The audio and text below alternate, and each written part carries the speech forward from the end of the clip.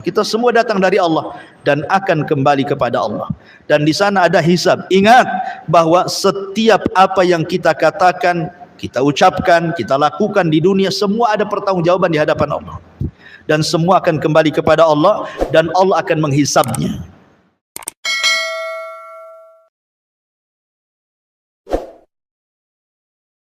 Allah anugerahkan seperti air-air yang Allah anugerahkan di sorga. Sungai madu, sungai susu, sungai bersih gitu alirannya, sungai khamar, tidak ada di neraka itu. Yang ada air yang sangat mendidih, kalau seandainya diminum maka hancur semua perutnya. Itulah tusqa min ainin aniyah, diberi minum dari sumber air yang panas. Jadi ketika penduduk neraka itu kehausan, mereka memanggil-manggil Allah dan mengatakan, Ya Rabb, berikanlah minum untuk kami kehausan. Maka mereka akan disuguhkan air minum yang sangat panas sekali, yang menghancurkan seluruh badannya. Kemudian Allah mengatakan, Laisa lahum ta'amun illa min dharih. Laisa lahum ta'amun illa min dharih. Tidak ada makanan bagi mereka penduduk neraka selain daripada pohon dhari'. Apa pohon dhari' ini? Ada yang mengatakan bahwa pohon dhari' ini sejenis tumbuhan yang banyak durinya. Tumbuhan yang banyak durinya. Dan tumbuhan itu buahnya disebut dhari' karena ada racun. Ya. Ada racun yang kalau seandainya tumbuh di bumi, binatang pun tidak mau dekat karena beracun. Jadi buahnya banyak durinya dan beracun. Ya. Ini dhari yang ada di bumi. Bagaimana dhari yang ada di neraka? Tentu makanan ini sangat-sangat luar biasa, tidak bisa dimakan dan bisa menghancurkan tenggorokan. Belum lagi sampai ke perut, tenggorokan sudah hancur karena banyak durinya. Ketika dia hendak memasukkan air untuk mendorongnya, malah hancur semuanya. Kenapa kemudian disebut dhari'?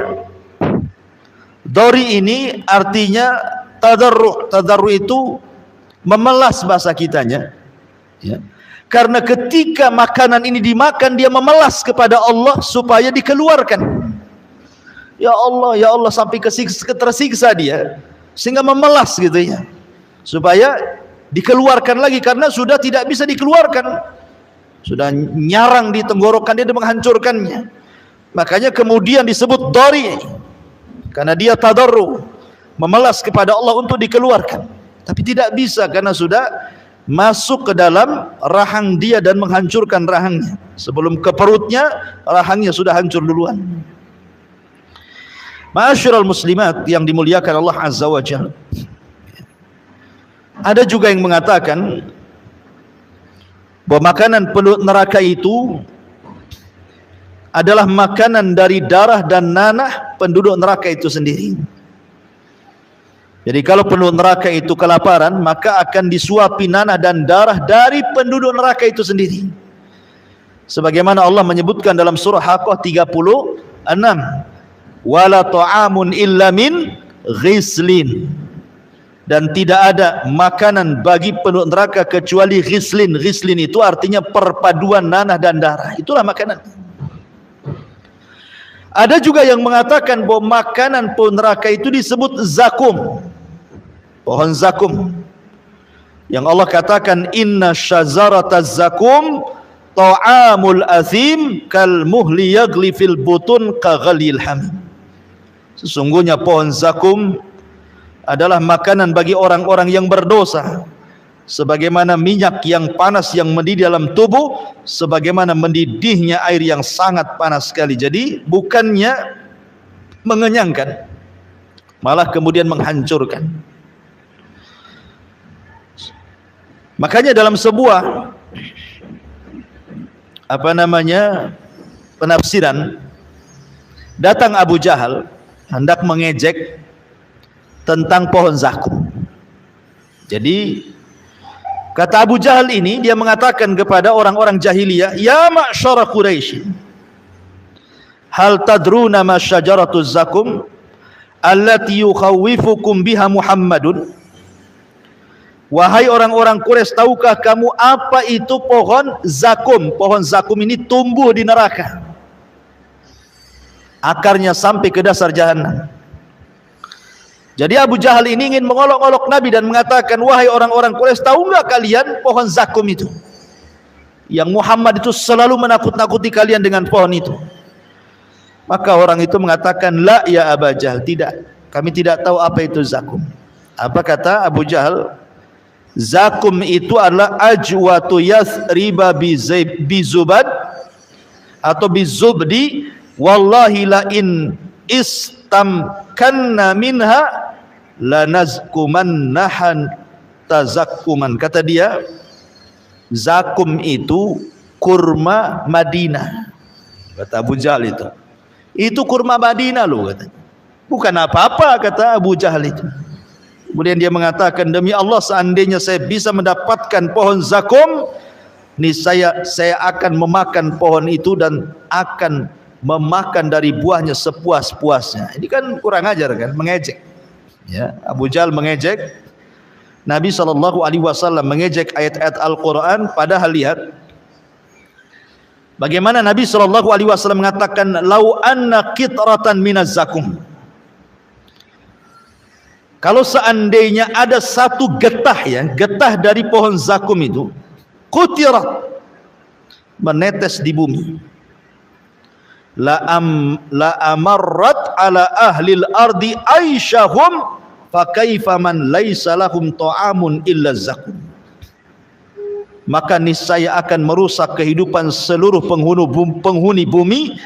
Bagaimana lagi dengan mereka yang tidak ada makanan kecuali pohon zakum itu.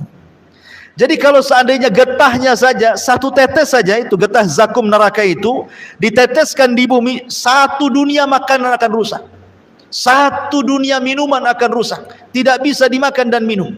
Itu baru getahnya tuh, kata Rasul. Gimana kalau makan? Maka di sini apa yang dikatakan Abu Jahal itu hanya hendak memperolok-olok Al-Quran dan Nabi SAW. Dan semua makanan dan minuman di sorga itu, kata Allah, la yusminu wa la yugni minju, tidak menggemukkan dan tidak menghilangkan lapar. Ibu kalau lapar kemudian makan, pasti kenyang. Apalagi kalau biasanya makan satu piring, ibu makan 3 piring, pasti kenyang. Coba saja, ya. Kalau ibu haus nih, ibu minum 1 gelas, apalagi 1 jerigen, hilang tuh hausnya, yang ada kembung perutkan itu. Tapi ini makanan ini, ketika lapar dimakan, bukan makin kenyang, makin lapar. Dan ketika minuman itu diminum, bukan hilang hausnya, makin kehausan. Makanya Allah mengatakan, la yusmin wa la yughni minju, tidak menggemukkan dan tidak pula menghilangkan lapar. Orang kalau banyak makan kan lama-lama gemuk kan, ya. Apalagi kalau sudah makan malam pasti gemuk. Tetapi makanan di neraka itu sama sekali tidak menggemukkan dan juga tidak mengenyangkan. Ini disebut kondisi halu ahli nar.